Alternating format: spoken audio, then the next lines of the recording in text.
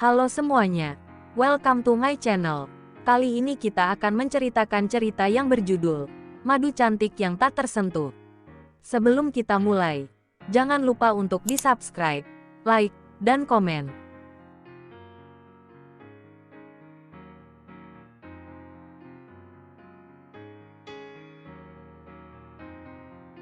Episode 65, Jatuh Hati Secepat Ini. Tapi, dia tanggung jawab kami, Bu.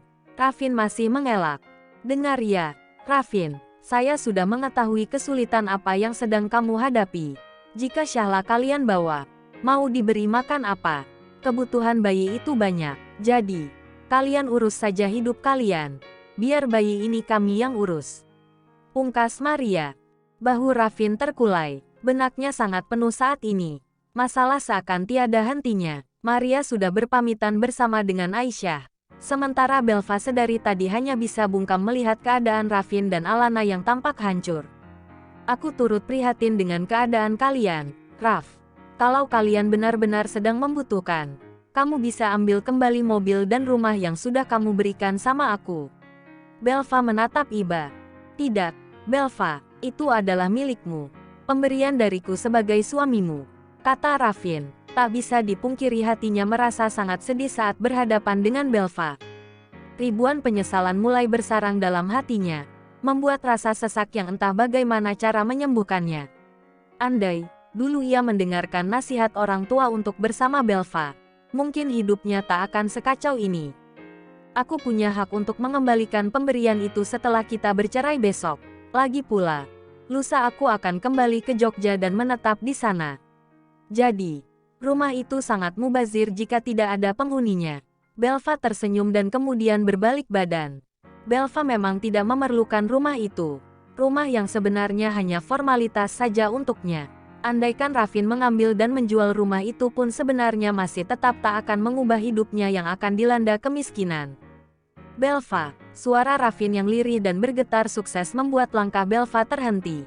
Sakit dan perih sekali, rasanya ingin bersujud di hadapan wanita itu. Berharap jangan pernah pergi. Kamu paling mengerti diriku bukan? Saat aku terpuruk, kamu paling tahu bagaimana cara menghiburku kala itu. Rafin berkaca-kaca, teringat kisah asmaranya dengan Belva di masa remaja. Belva tersenyum getir, ia memang pernah menjadi bagian indah dari hidup Rafin, mengerti sepenuhnya apa yang pria itu inginkan. Tetapi seiring waktu berjalan, semuanya sudah berbeda. Kamu hanya keliru dengan hatimu sendiri, Raf. Kamu memilih Alana, semata-mata karena cinta, tapi tanpa kamu sadari, cinta tidak ada artinya jika tidak ada komitmen dengan jelas. Rumah tangga bukan hanya menyatukan cinta dan menyalurkan hasrat, tetapi menyatukan dua kepala dengan isi yang berbeda. Itulah yang belum kalian dapatkan. Kalian terlalu senang dengan nikmat dunia, tapi lupa hakikat kita hidup untuk apa. Belva kemudian langsung pergi. Rafin sangat tertampar dengan kata-kata itu. Selama ini ia dan Alana memang tidak banyak membicarakan bagaimana komitmen dalam sebuah pernikahan.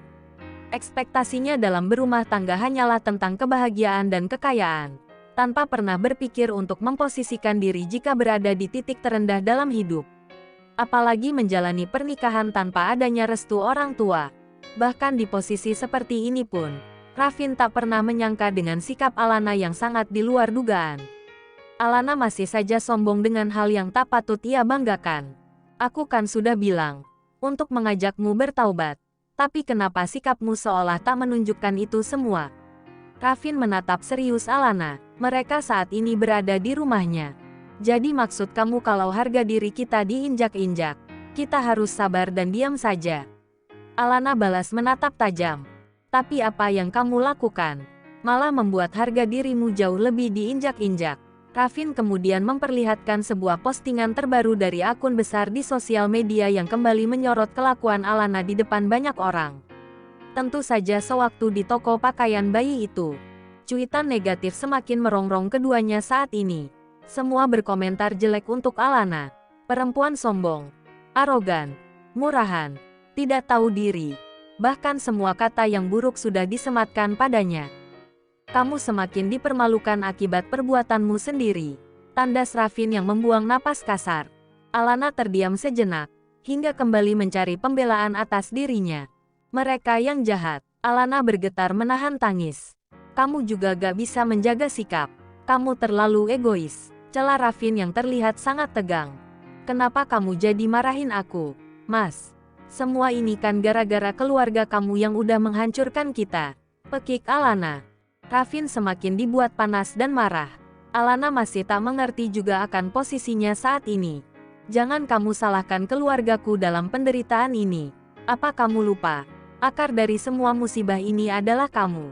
Raffin menatap tajam dan mengacungkan satu telunjuk jarinya di depan wajah Alana.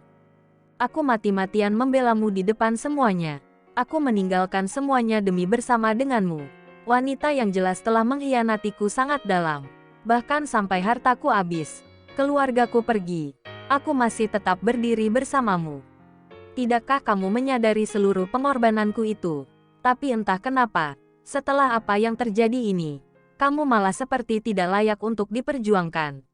Raffin bertambah geram dengan sikap Alana. Alana melebarkan mata. Oh, jadi kamu sekarang berpikir untuk meninggalkan aku. Kamu meragukan juga ketulusan aku selama ini. Ketulusan seperti apa yang kamu maksud? Raffin menantang, membuat Alana tak bisa berkutik. Dengar, Alana, jika tidak ada aku, hidupmu yang akan lebih hancur. Jadi, aku minta padamu untuk menjaga sikap baik-baik, karena kalau tidak, aku bisa kapan saja berubah pikiran dan meninggalkanmu. Tandas Raffin. Kemudian ia beranjak dari tempat itu menuju kamar. Mas, kenapa kamu jadi kayak gini? Raffin tak menggubris dan pergi begitu saja. Alana hanya membisu dengan napas yang naik turun. Ia membanting tubuh di sofa. Keadaan di rumah megah itu sudah tidak seperti dulu. Raffin pun sudah memberhentikan pelayan di rumahnya karena sudah tidak sanggup untuk membayar. Beberapa barang berharga di rumah itu pun satu persatu dijual. Malam ini mereka tidak satu kamar. Alana tertidur di ruang tengah. Raffin sendiri sangat gelisah dan gusar di dalam kamar. Membayangkan betapa hancurnya hidup yang ia pilih ini. Dalam sekejap semuanya berantakan. Bahkan, besok adalah hari di mana ia akan bercerai dengan Belva. Ini sangat menyakitkan. Di lain tempat, Belva juga masih terjaga. Namun, hatinya tak segundah kemarin-kemarin. Ia lebih tenang dan damai. Duduk di tepi kasur sembari menatap sebuah novel dalam genggamannya. Novel yang berjudul Hijab untuk Sang Bidadari.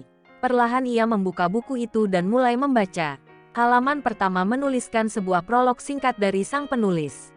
Cinta adalah misteri yang sulit ditebak akan datang dan berlabuh di mana. Jodoh adalah sebuah rahasia Tuhan yang terkadang menggambarkan cerminan diri. Dalam kisah ini, akan dibuktikan, apakah cinta dan jodoh selalu hadir karena sebuah cerminan diri.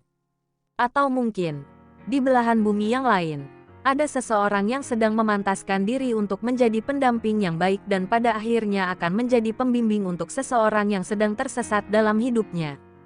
Belva tersenyum-senyum sendiri membaca kalimat manis itu. Kemudian perlahan membuka lembaran demi lembaran dan membacanya dengan seksama. Sangat indah dan menyentuh hati. Dia pengarang yang hebat. Belva memuji dalam keheningan pria yang menulis karya itu. Belva mempotret sebuah kalimat yang menyentuh hatinya dalam novel itu. Kemudian mempostingnya di sosial media dengan caption, "Aku yakin, penulisnya seperti tokoh dalam novel ini yang sangat tangguh dan mempesona." Tak lama ada sebuah pesan masuk di sosial medianya. Cindy rupanya belum tertidur juga, dan melihat postingan Belva. Cindy, sejak kapan suka baca novel? Emotikon tertawa. Belva, sejak ketemu sama penulisnya. Emotikon senyum merona. Cindy, wow, siapa tuh? Biar ku tebak, pasti Ustadz tampan itu kan? Emotikon malu-malu. Belva, emotikon tertawa lepas. Cindy, gas teruslah. Sis, aku mendukungmu. Emotikon cium. Belva tertawa sendiri membaca pesan dari temannya itu. Ia merasa seperti anak ABG yang digoda oleh temannya tentang lawan jenis. Ia jadi malu dan merona sendirian. Hatinya terus bertanya, mengapa secepat itu ia jatuh hati? Atau, sebenarnya ia masih keliru saja menilai perasaannya. Belva menandai halaman terakhir yang ia baca. Kemudian menutupnya dan langsung berbaring senyaman mungkin. Tubuhnya ia tutup dengan selimut. Rasanya sudah tidak sabar menantikan hari esok, di mana ia akan terbebas dari jeratan pernikahan yang penuh derita itu.